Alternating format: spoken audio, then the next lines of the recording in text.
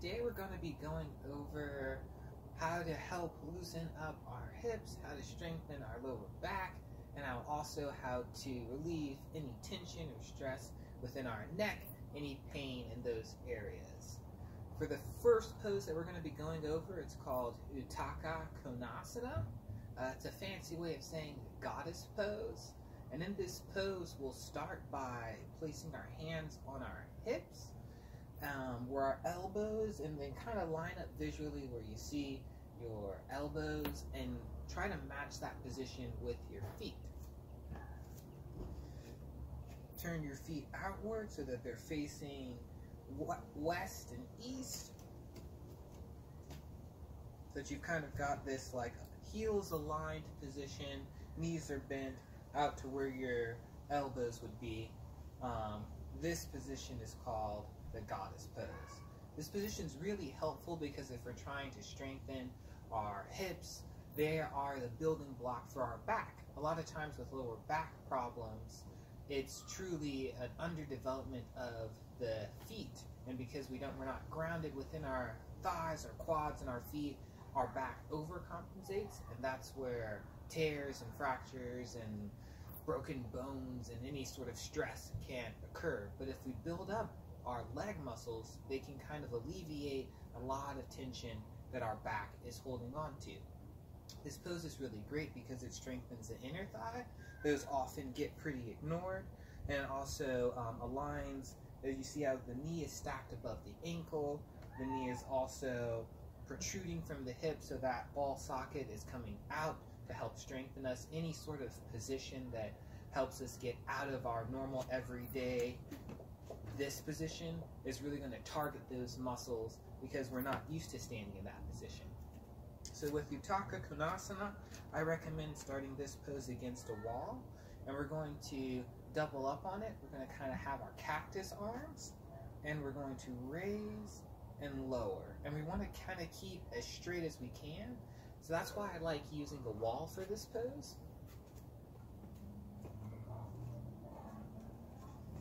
We bend down, my back will be flat against the wall, and when I raise and lower my shoulders, I want them always touching the wall. And we do that because it's going to help target our shoulders, and our shoulders are going to help our neck. If we have any neck problems, keeping all of that aligned and straight as we raise and lower teaches our body the correct form to help strengthen our muscles. So that's the first pose, Uttaka Konasana. We'll go through it one more time.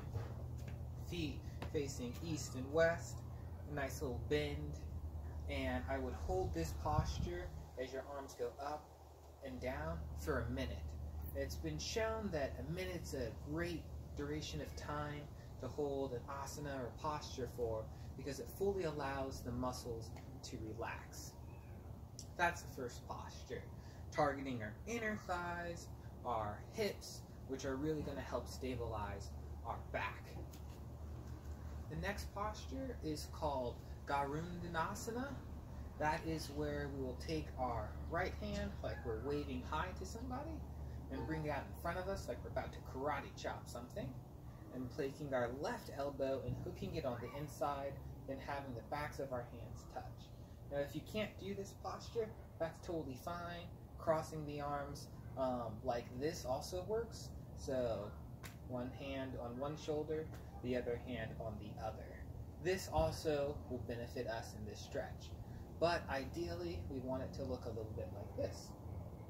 And while we're doing this posture, we're going to raise and lower our arms. Again, we want to do this for 1 minute per arm. So with the right arm out and left arm hooked up in, we will raise and lower, and raise and lower for a minute.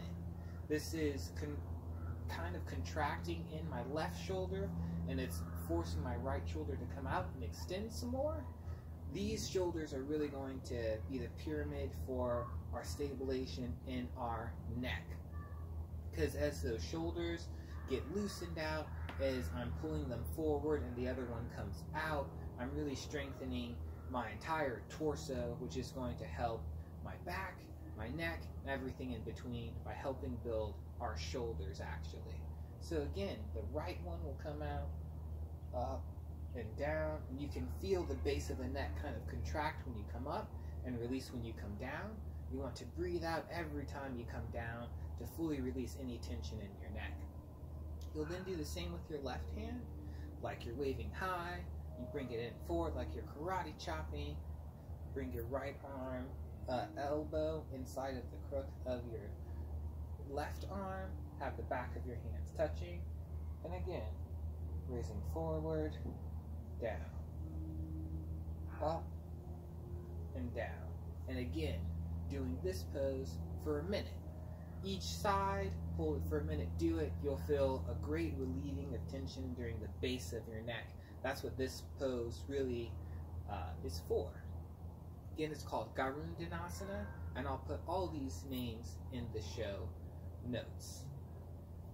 Third pose is called Gomukhanasana, and that is called the hand to elbow pose. I really love this because it really targets the neck, and if we have any problems with our neck, this is a great pose for it. It's as simple as taking your arm like you're waving to someone, and then bringing it all the way over and just draping it over your neck. And then taking your opposite arm and pushing down on that. If we can't get far, if our pose looks more like this than like this, that's totally fine, because for 30 seconds, we're going to look to the right, and then for 30 seconds, we're going to look to the left. And this is just a simple asana that you can do. 30 seconds, look one way, 30 seconds, look the other. You're done with your right arm. You'll switch up, again, like you're waving high. Bring it forward. If it's draped over here, that's fine. If we can push it down, that's even better. But simply look to your right or left, 30 seconds, and look to your right, 30 seconds. Now this is really targeting the sides of your neck. That's why it's important to do both of these poses. Don't just do one side, do both of them, because this causes a lot of extension all the way up, and this even more, because this whole muscle is kind of tense. Because my arm is raised, I've got a lot of extension. This brings even more so. All these muscles get pretty tight. That's why it's important to relieve that pressure by looking either way. That's Gomukhanasana. The fourth pose that we're going to go over is called Parsva Balasana. It's called threading the needle. With that pose, we'll get on our knees, and you can easily grab a pillow to put under your arm when you do this pose. That's totally fine. And a pillow for your knees, or even attempt this posture on a bed. You don't have to be on a yoga mat to do this pose. That's what we'll do. Is we'll take our right arm and thread it underneath our left arm. And again, this is really helpful where a pillow would come in. You don't have to go all the way to the floor, but we want to rest right here. And if we have to support ourselves a little with our left arm, that's totally fine. But we want a majority of our weight to be pushing on our right shoulder here. Our right shoulder with our neck loose, looking one way for 30 seconds, then look the other way for 30 seconds. This is really going to target our neck and our shoulder.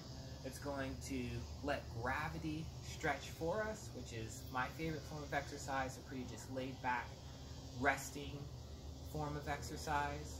But we're gonna hold that posture for a minute, looking one way for 30 seconds, looking the other way for 30 seconds. And we'll repeat that with our other arm. Again, coming to a tabletop position, and we'll take our left arm and thread it underneath of our right, kind of let our shoulder just fall, and we can kind of sleep this way for 30 seconds, and then you'll turn for 30 seconds. Looking in the opposite direction when our body is faced one way can be tough, so if you can only look in one direction, that's fine. If you need to push up a little bit so your head can turn the other way, that's also fine. It doesn't have to be perfect. Lastly, for our lower back, well, we have two more postures. This one is called Ardha Konasana, and that is called the dolphin pose. That is with in our tabletop position, we'll come down so that our elbows are on the ground, and then we'll rock backwards into Balasana. And we'll do that posture for 30 times or for 1 minute. Again, gently letting our elbows touch the ground. That releases a lot of pressure on our neck. That also brings a slight arch to our back. It lets gravity pull our spine forwards. And as our spine is pulled forwards, our lower back has a lot of relief from pain because it's not holding us up anymore. So again, in the tabletop position, bringing our elbows to the ground, taking pressure off of our back, and then sending it all the way back. I would do that posture for a minute. Just continue, arms, elbows, rock back. Start again, arms, elbows, rock back. Our fifth pose is called Marichi-asana. This one's really great for our hips and for our lower back. We'll start with one foot on the ground and the other foot forwards. We'll then reach around our knee and we will just hold this for 1 minute. Once we've gotten super proficient in this posture, we could maybe wrap around if we want to, but this is strengthening a muscle called the psoas muscle, strengthening our hamstring, strengthening our quadriceps. All these major muscle groups are really going to take a lot of attention off of our lower back. We're going to see a lot of relief come to our lower back when we start strengthening our legs. So again, grabbing onto my shin, and I'll just hold this posture for 1 minute with my right leg out forwards, breathing directly into any tight muscles I feel in my leg, and making sure that my spine is also comfortable in this position. I'll switch up and go to the right leg, left leg out forwards, both grabbing onto one shin and just holding this. I can feel my hips adjusting. One side might be a little bit more painful than the other, but this is a great way, a great shortcut for us to get the benefits of a deep squat. When we have one foot directly on the ground like this, it provides support, it provides something for us to ground into. And this posture, you can see my leg juts straight out from where my sit bones. I'm sitting on my hips, but my foot and my leg is coming straight out from that. This posture is not a posture that we normally do in our working or daily life. So switching up to a movement that we normally don't do is really going to benefit our body, and also aligning our hip with our leg in a way that doesn't provide any force downwards is really key for our lower back. Normally our lower back is sending all of its pressure down to our feet. By sitting on our hips, our lower back is now supported. Now our legs aren't bearing any of that weight that they used to bear, so by bending our legs this way, leaning forward slightly, grabbing onto our shin, we're really stretching out our lower back. I can feel the vertebrae kind of stretching out because it's not bearing down anymore, providing space for our body to heal. We'll do this pose also for a minute.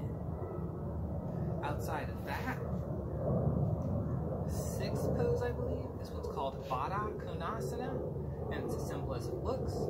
We will, if your Baddha Konasana is out here, that's totally fine. It doesn't have to be in super close, but we want to make both of our feet touch, and no matter how high up our knees are, it doesn't matter.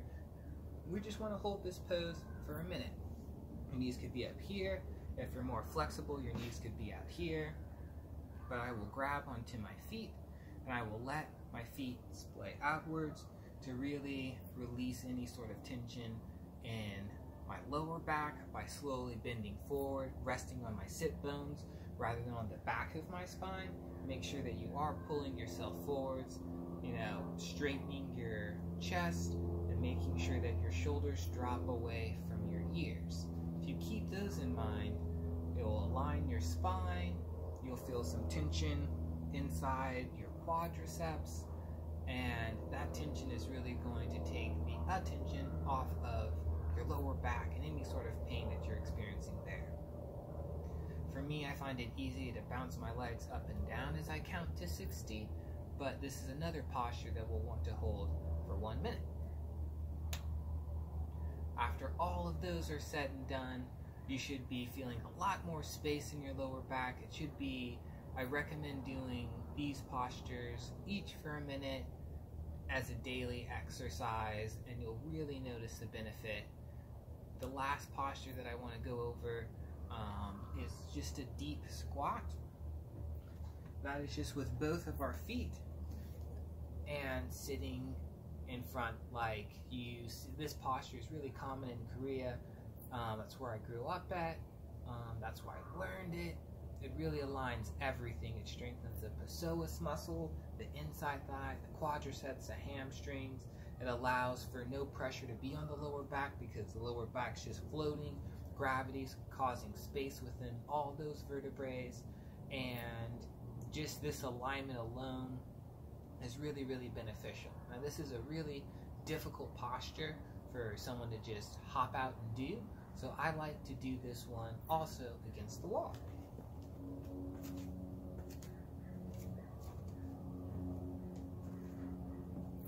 For however low you can get, that's fine. If it's here, sitting against the wall, that's great. You don't want to rest your hands on your knees though, like I'm doing, because that's going to cause pressure on the knees. So you can have a chair out in front of you, something on the side, or just grab onto the wall, but use something to balance you to see how low you can go in this deep squat position. You don't have to go up and down for this posture. You can simply hold it in one way. However low you can go, hold it there for a minute. See if you notice any benefits. Hopefully this has been somewhat helpful, hopefully educational. Try not to go through them too fast. Please let me know if you'd like me to just do these asanas rather than talk through all of what I'm doing. If so, I'm happy to do that. I hope you've had an amazing day. Thank you so much for watching, and namaste.